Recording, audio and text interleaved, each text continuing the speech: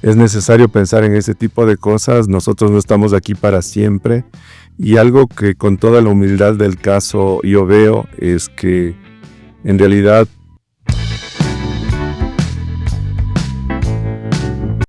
Bienvenidos a Cambio de Mando. Esta mañana tenemos a un invitado. Quiero presentarle Ricardo Loaiza, cofundador de Custodia. Bienvenido, Ricardo.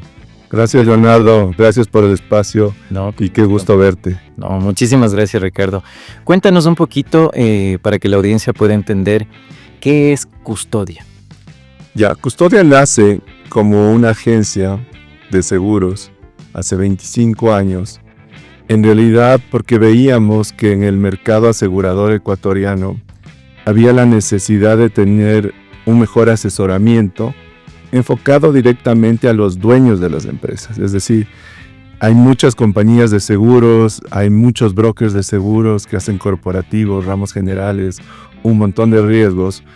Pero claro, como yo venía de la banca, y mi socio, por eso soy cofundador, venía de un broker de seguros de Miami, veíamos la necesidad de incorporar nuevos productos con mayor asesoramiento para dueños de empresas, para proteger patrimonios de verdad con un mayor alcance en el tema de asesoramiento, es decir, no solo vender productos, sino guiarle al cliente en temas de sucesión patrimonial, en tema de cómo manejar una transición de socios, y darle coberturas un poquito más amplias, con un poquito más de asesoramiento tanto en la parte tributaria, en la parte financiera, inclusive en la parte legal, porque hay muchos riesgos que los empresarios no los tienen muy claros y el mundo del brokeraje regular, digamos, no logra solucionar esos temas. Ah, interesante, bien focalizado a empresas familiares, a fundadores, Exactamente. empresarios. Qué bueno.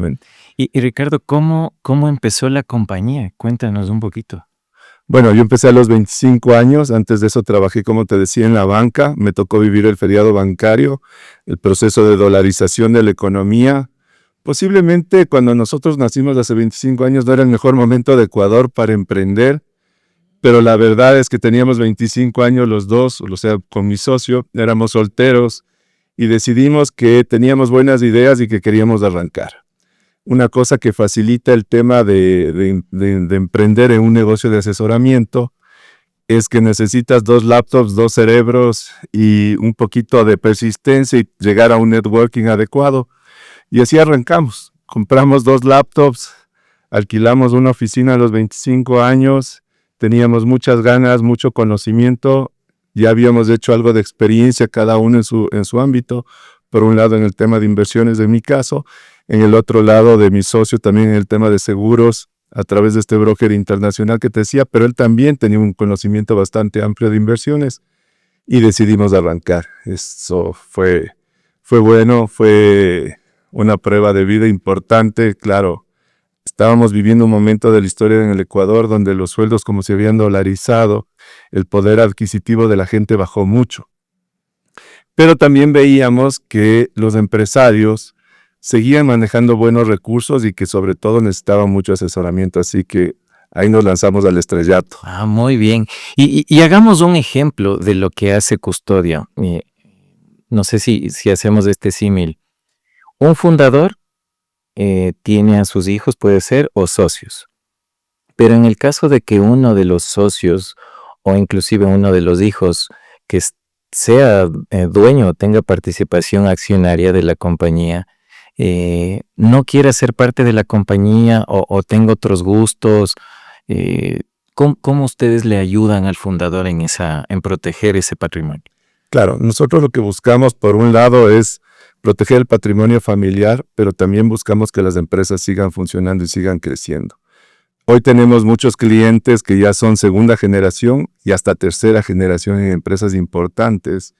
Y te doy un ejemplo muy sencillo para que sea súper didáctico.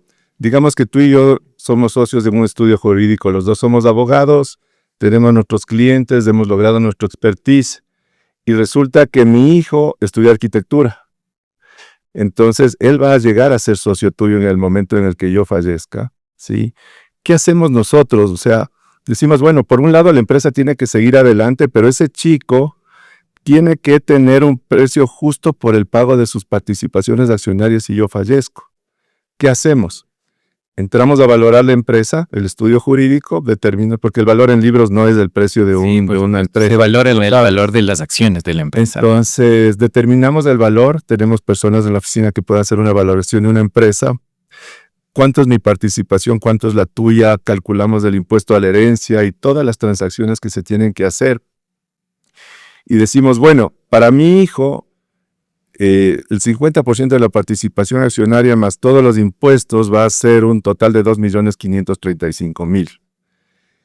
Entonces, lo ideal sería que tú le pagues los 2.535.000 y sea solo tuya la empresa, porque es mi único hijo y es arquitecto y no te sirve de nada en el estudio jurídico.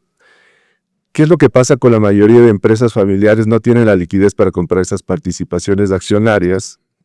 Y entonces, ¿qué hacemos? Utilizamos nuestro broker de seguros de vida y ¿qué conseguimos? Conseguimos un seguro de vida que primero cubra cualquier causa de fallecimiento, que sea renovable de por vida, ¿sí? Y entonces ese instrumento es el generador de la liquidez para comprar la participación accionaria. Entonces, ese dinero que es el pago del beneficio de una indemnización de seguro de vida cuando a mi fallecimiento sirve para que mi hijo tenga un precio justo por la participación accionaria y tú te quedes con la empresa y que la empresa siga vigente y que mi hijo, si estudia arquitectura, con esos 2,5 millones o el valor que sea, puede emprender en su negocio o en su empresa propia, ¿no? Entonces, hacemos mucho ese tipo de cosas. Otra cosa que vemos mucho ahora en el tema de los mercados de pymes, de pequeñas y medianas empresas de empresarios, es que no tienen en la mira que al fallecimiento hay el famoso impuesto a la herencia, ¿sí? Claro. Inclusive que hoy se pueden heredar hasta deudas. Entonces, dentro del asesoramiento que nosotros damos a empresarios, también es el determinar si tienen la liquidez o no para que sus hijos puedan pagar el impuesto a la herencia al fallecimiento, ¿no? El SRI te da vienen problemas a la larga. Exacto. Entonces, ¿qué es lo que pasa? Dentro de los empresarios ecuatorianos nos llenamos de bienes raíces, de bienes inmuebles, tenemos acciones de una empresa, pero como vivimos apalancados, no heredamos liquidez. Entonces, cuando una persona se ve en este evento de que su hijo, de que yo fallezco y mi hijo, arquitecto, digamos, para volver al ejemplo, tiene que pagar por mi casa de la playa, tiene que pagar por la oficina, tiene que pagar por la casa en Cumbayá y por un sinnúmero de inmuebles de impuesto a la herencia y no le dejé ni $1 de liquidez, ahí vienen los problemas con el SRI. Entonces eso también ustedes hacen asegurar ese patrimonio. Entonces, ¿qué hacemos? Dentro de las líneas nuestras analizamos, somos una boutique de servicios financieros atada a un broker de seguros. Lo que hacemos es analizar en cada patrimonio de cada empresario cuál es el impacto tributario de su fallecimiento. Ah, qué interesante. Y entonces calculamos eso y en base nuevamente a utilizar algunas herramientas financieras y dentro de eso el seguro de vida, calculamos cuánto va a tener que pagar Pepito por impuesto a la herencia al SRI y generamos esa liquidez a través de la indemnización del seguro de vida, que dicho sea de paso, la indemnización de seguro de vida está exenta de impuestos en Ecuador. Entonces ya estás dando por ahí un tip.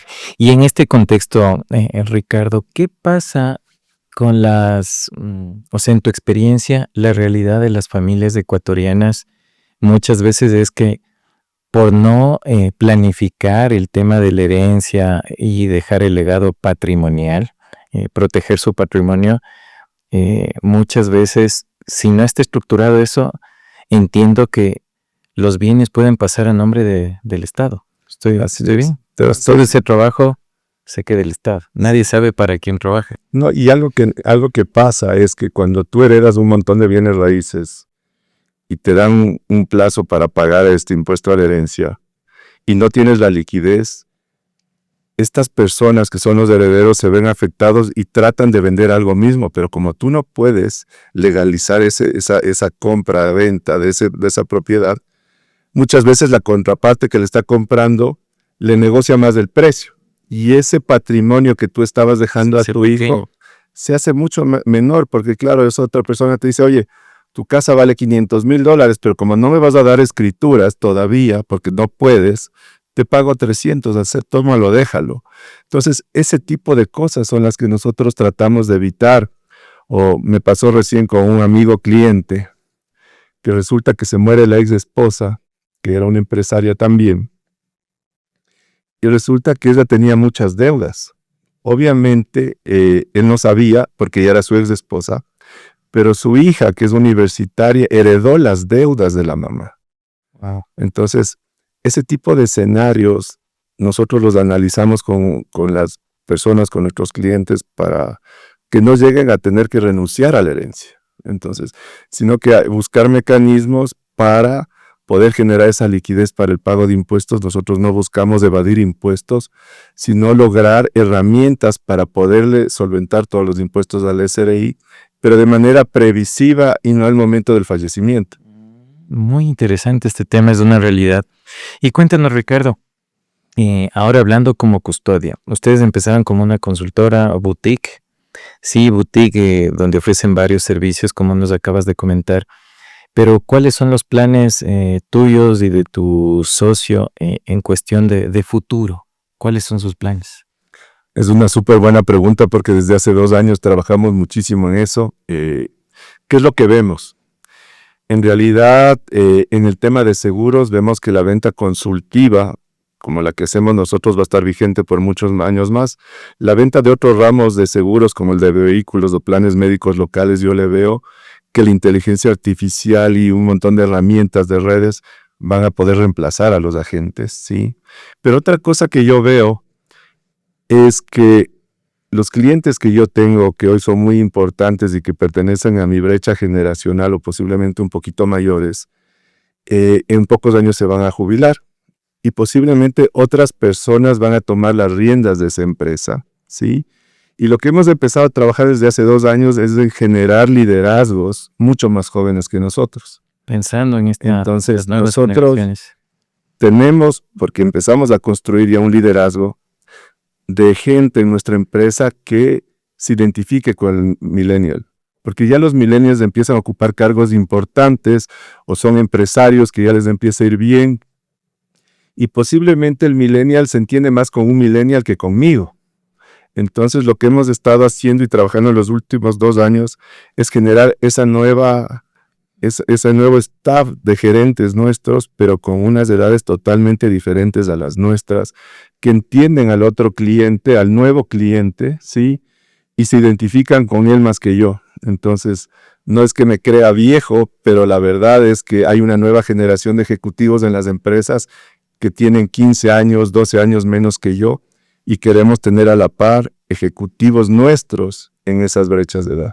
Y buenísimo. Ahorita te voy a hacer una pregunta que por lo general en las consultoras, en las empresas de servicios, es muy difícil dejar una sucesión. ¿Por qué razón? Porque depende mucho del tecnicismo, de la experiencia, y trasladar eso es un poco complicado. ¿Ustedes han planificado hacer esa sucesión o un cambio de mando al equipo o a nuevos socios o a miembros de la familia? Sí, justo viene de la mano de lo que te acababa de contar. ¿Qué es lo que pasa? Las empresas tienen que evolucionar y al evolucionar tenemos que buscar posiblemente nuevos socios, ¿sí? Que tengan nuevas ideas, que se adapten a un nuevo mercado.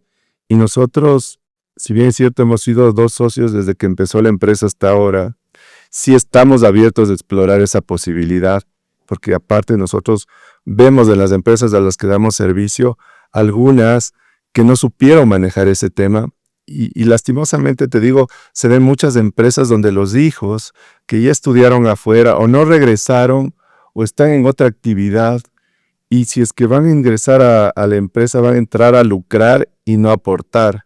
Entonces, como nosotros vemos eso en el día a día en nuestro trabajo, sí estamos en un proyecto de sucesión y ¿por qué no?, de acoger nuevos socios de la empresa con otro tipo de edades. Qué interesante. Y Ricardo, para ir terminando el episodio, ¿qué mensaje les podrías dar a la audiencia con respecto a cómo trabajar en una sesión en empresas de servicios?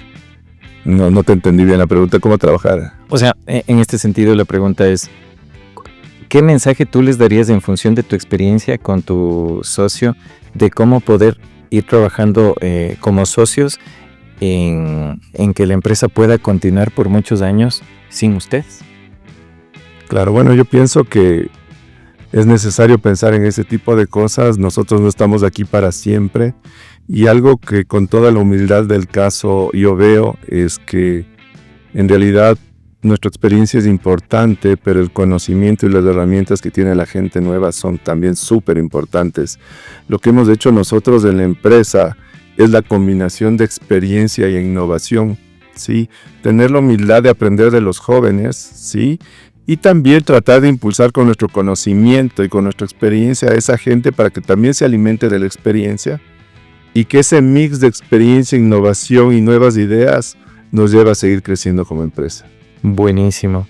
De mi parte, Ricardo, agradecerte por tu tiempo y por habernos acompañado el día de hoy. Cambio de Mando tiene ese propósito, ¿no? De hablar de las empresas familiares, de cómo trabajar en esa sucesión y de cómo los ejecutivos y directivos pueden ayudar y aportar en una silla de directorio a las empresas familiares. Entonces, agradecidos de haberte tenido, Ricardo. Gracias, Leonardo. Muchísimas gracias a todos. Y gracias por vernos. Gracias.